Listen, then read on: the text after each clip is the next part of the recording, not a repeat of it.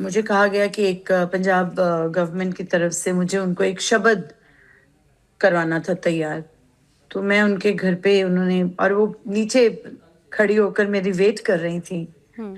जब मैं पहुंची तो मुझे ऊपर लेकर गई घर पे एंड इतना प्यार दिया मुझे और कहा कि मैं तुम्हें सुनती रहती हूँ और तुम बहुत अच्छा गाती हो। फिर मुझसे पूछा कि तुम्हारे गुरु कौन है। जब मैंने अपने गुरु का नाम लिया तो उन्होंने मुझे ये कहा कि तुम बेटा यहाँ की नहीं, तुम वहाँ की सीखी हुई हो। तो उनकी ये सब बातें मुझे हमेशा याद रहेंगी, जिस तरह से उन्होंने मुझे प्यार दिया।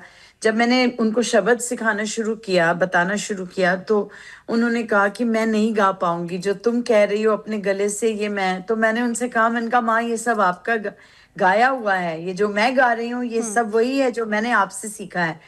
तो मतलब इतनी क्या कहूँ, इतनी बड़ी शख्सियत और फिर इस तरह की बात कहना अपने एक जूनियर बच्चे से।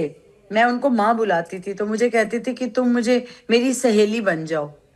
तो मैंने उनसे कहा नहीं, मैंने आपको हमेशा अ, अपने अंदर अपनी माँ की तरह ही हमेशा रखा है और गुरु की तरह, माँ की तरह। मैं आपको सहेली नहीं बना सकती, बट माँ भी तो होती है ना सहेली की तरह। बिल्कुल। तो आप वैसी हैं। तो बोली मैं आप तुम्हारे घर आना चाहती हूँ। मैंने बोला अरे जरे नसीब, आप आइए। मेरा जन्मदिन था, खुद मुझसे कहकर आई और पार्टी थी मेरे यहाँ से पहले पहुंच गई। कमाल की बात है। और जब पहुंच गई, पास में घर के पास ही कहीं थी, तो बोली जैसी मैं कैसे पहुंचू तुम्हारे घर। तो मैंने बोला माँ आप वहीं रुकिए, मैं आ रही हूँ। तो मैं फटाफट से तुरंत गाड़ी लेकर उनको लेने गई।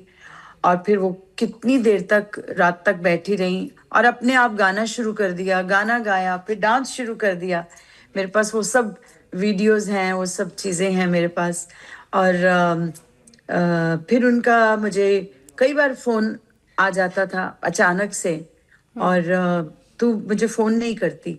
मैं बोली माँ मैं करती हूँ आपको फोन, लेकिन मुझे मालूम है आप भी व्यस्त हैं हुँ। और आपको पता है आपकी बेटी भी व्यस्त रहती है। तो बोले बहुत चीजें उन्होंने मुझे बहुत आशीर्वाद दिया, मुझे हुँ। खुशी का आशीर्वाद दिया। बोले बेटा तुम खुश रहो हमेशा, तुम्हें मालिक बहुत खुशियां दे तुम्हें। और जब मेरी जिंदगी के बारे में उनको पता चला, मैंने उनसे अपनी, जी। उन्होंने अपनी बातें कही, मैंने अपनी बातें उनको बताई कि हुँ। हम संगीत में जितनी भी खास करके जो स्त्रियां हुँ। जन्म लेती हैं, तो उनको जब ईश्वर कुछ खास देता है ना, तो उनसे कुछ ना कुछ वो छीन लेता है।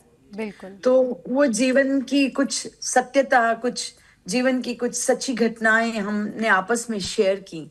उन्होंने अपनी बहुत बातें बताई मुझे। मेरी माँ भी मेरे साथ बैठी हुई थी, मुझे अभी भी याद है।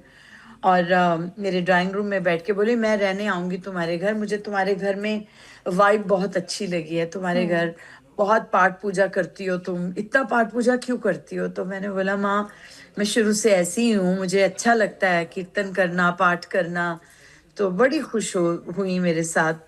और अचानक से फिर कभी कभी फोन आ जाता था, जी। फिर बात करती थी, अपने दिल की बिल्कुल। बात करती थी। तो मेरे लिए तो मेरी माँ जी गई मैम। है दोबारा से, मुझे ऐसा बने रहिएगा, महसूस हो रहा मैं आगे भी आपके एक्सपीरियंसेस को सुनूंगी कि आशा ताई के साथ आपका पल और कैसे बीता है। रामकिशोर पर्चा जी भी हमारे साथ, फिल्म क्रिटिक हैं। सर आज आप किस तरीके से आशा ताई को याद करेंगे?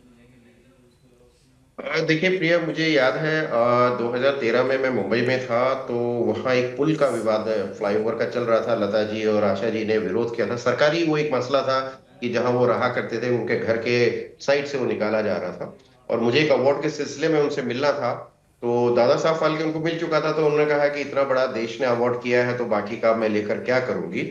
लेकिन एक चीज जो उन्होंने मुझे कही वो उषा उत्थुप के बारे में बताई। और उषा जी से भी हमारी भी पिछले दिनों मुलाकात हुई। तो हुँ। उन्होंने कहा कि 70s में जब देवानंद साहब फिल्म बना रहे थे हरे रामा हरे कृष्णा, तो आपको याद होगा कि एक गाना है जो बहुत ही लेजेंडरी सॉन्ग है, दमारो। हुँ।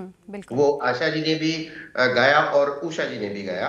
तो आशा जी ने उनको उस वक्त, आज आप देखिए कि 50 साल से ज्यादा हो चुके हैं उस बात को, हुँ। 55 साल हो गए हैं, उन्होंने उस वक्त भी उनको एक्सेप्ट किया कि जो तुमने गाया है उषा, वो मेरे गाने से भी कहीं ज्यादा बेहतर कर रहा है। तो हुँ। ये जो स्वीकार करने की बात थी जो अभी जसविंदर कह रही थी, ये उनमें थी। और हुँ। एक जो सबसे इंपॉर्टेंट बात है उनकी वो ये है कि हमारी इंडस्ट्री में तीन लोग हुए हैं, पंचम दा, आशा जी और किशोर दा। इन तीनों को हम वर्सटाइल सिंगर और म्यूजिक डायरेक्टर इसलिए भी कहते हैं क्योंकि जो काम बहुत लिमिटेशंस में रहकर और एक फ्रेम में रह करके लोग काम करते थे, आशा जी, किशोर दा और पंचम दा उससे कहीं आगे जाते थे।